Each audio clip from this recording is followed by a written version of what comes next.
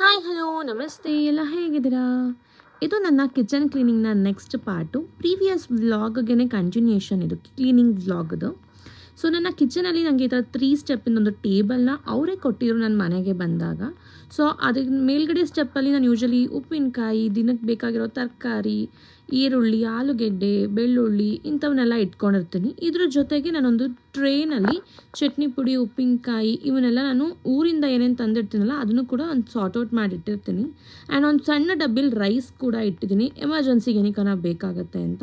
ಹಾಗೆ ಈ ಡಾಮಿನೋಸಿಂದ ಅಥವಾ ಎಲ್ಲನ ಕೆಚಪ್ ಏನಾದ್ರು ಆರ್ಡರ್ ಮಾಡಿದಾಗ ಬಂದಿರೋದು ಆ್ಯಂಡ್ ಸಣ್ಣ ಪುಟ್ಟ ಪೆಪ್ಪರ್ ಪ್ಯಾಕೆಟ್ಸು ಈ ಥರ ಏನಾದರೂ ಇದ್ದರೆ ಅದನ್ನು ನಾನೊಂದು ಬ್ಯಾಸ್ಕೆಟಲ್ಲಿ ಇಟ್ಟಿರ್ತೀನಿ. ಇದ್ರ ಜೊತೆಗೆ ಸಾಸ್ಗಳನ್ನೂ ಕೂಡ ನಾನು ಇಲ್ಲೇ ಮೇಲ್ಗಡೆನ ಸಾರ್ಟ್ ಔಟ್ ಮಾಡಿರ್ತೀನಿ.